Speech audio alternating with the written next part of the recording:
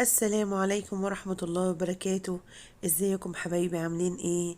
اهلا بيكم في حلو وحادق مع شيرين.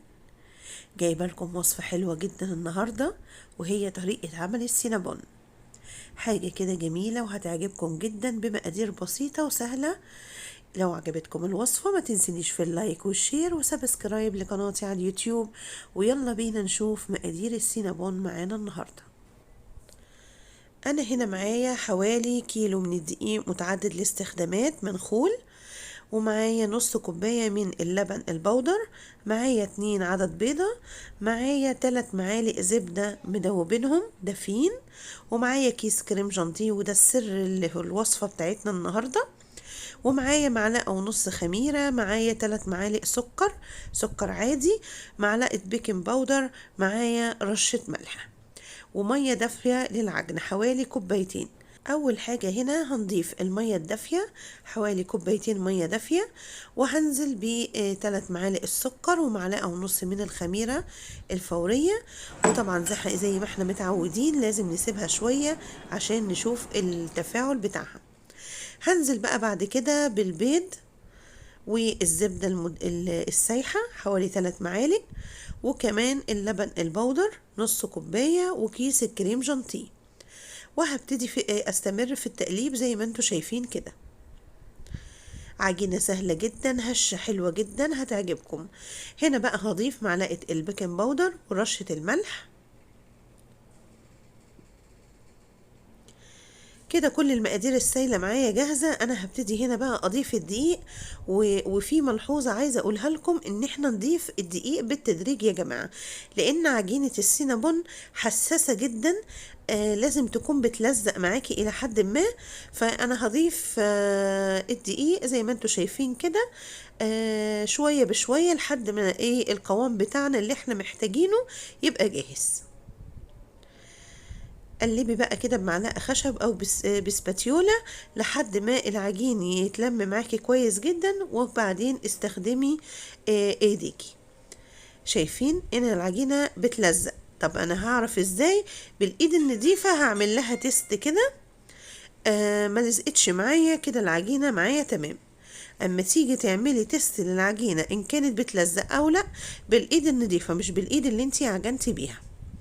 انا جبت هنا بولة وبطنتها بالزيت زي ما انتي شفتي، وانا هنا هدهن ايدي بكمية من الزيت كده بسيط عشان الم العجينة زي ما انتوا شايفين كده، ونقلتها في البولة، وهدهن وشها بزيت بسيط كده، وهسيبها بقى تخمر. عجينة السينابون زي ما قلت لكم حساسة ولازم ترتاح براحتها. هنعمل حشوة السينابون هنا بقى. معايا كوباية من السكر العادي، سكر الشاي العادي، عليه معلقتين من القرفة المطحونة، ومعلقة من الكاكاو الخام. هقلب الحشوة بتاعتي بالشكل ده كويس جدا، وهركنها على جنب. زي ما انتوا شايفين اللهم بارك، العجينة خمرت معايا، شكلها تحفة جدا. شايفين الخمر بتاعها جميل جدا ومطرية جدا، والتلزيق على فكرة راحت لان العجينة اختمرت صح. انا هنا هقسم العجينة بتاعتي دي نصين عشان اقدر اتحكم فيها، ويبقى شكل السينابون بتاعي زي الجاهز بالظبط. عجينة غنية جدا، عجينة حلوة هتعجبكم، وزي ما انتوا شايفين لينة معايا جدا مرتاحة. هحاول على قد ما اقدر اعمل مستطيل. انا فردتها بسمك يعني زي ما انتوا شايفين كده، وهدهن بقى هبطن السينابون بتاعي من جوه بزبدة.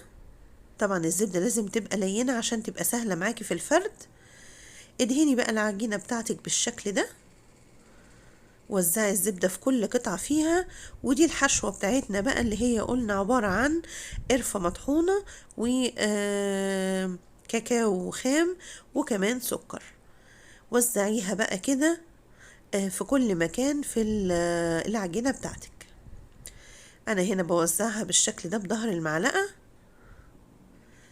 وبالرول كده همشي عليها بحيث ان انا اثبت السكر في العجين. هنا بقى هبتدي ان انا اظبط التقطيعات بتاعتي. انا معايا هنا سكينة او الرول بتاع البيتزا زي ما انت حابة. انا بقيس كده حوالي يعني مقدار صباعين عشان تبقى القطع متساوية. ولف بقى الرول بتاعك بالشكل ده. دي تقطيعة جديدة للسينابون، اسهل جدا من ان انا اعمل رول كبير وابتدي ان انا اقطعه. انا هنا القطعة جاهزة معايا بالشكل اللي انتوا شايفينه. انا هنا بقطع القطعة كلها متساوية، وهبتدي ارول كل واحدة بالشكل اللي انت شايفاه ده. حاولي ان انت وانت بتلفي شد العجينة معاكي بحيث انها تبقى متماسكة مع بعضها. شايفين القطعة جميلة ازاي؟ بقفل بقى الحرف بتاعها كده في الجنب حوالي من 10 دقايق لتلت ساعة، وابتدي بقى اضغطي عليها كده بالشكل اللي انتوا شايفينه زي ما انتوا شايفين كده. انا دخلته فرن مسبق التسخين بيخمر على درجة 180 في الرف الوسطاني. مرة بعد هنسيبه من 20 دقيقة ل 25 دقيقة بقى يتخمر بالشكل اللي انتوا شايفينه ده. بنسويه من تحت بس، ما بنفتحش عليه من فوق. سيبيه يستوي براحته. زي ما انت شايفة كده احنا عاملين يعني تباعد على قد ما نقدر بين القطع عشان يستوي براحته. هنا بقى هنشوف بعد كده هنعمل الصوص بتاع السينابون. معايا نص كوباية من اللبن البودر، معايا نص كوباية من السكر البودر، معايا نص كوباية من اللبن، وكمان معلقة من الزبدة، ومعلقة صغيرة فانيليا سايلة بودر المتاح عندك. انا هنا بعمل لبن محلى مكثف، يعني انت لو عندك لبن محلى مكثف هتغني عن الخطوة دي. بعد ما اضربه كويس هضيف هنا حوالي من 3 معالق ل 4 معالق من الجبنة الكريمي، القشطة دي او مثلثات زي ما انت تحبي. هنا الصوص جاهز معايا بالشكل اللي انتوا شايفينه ده. هحطه في التلاجة لحد ما السينابون يخرج من الفرن.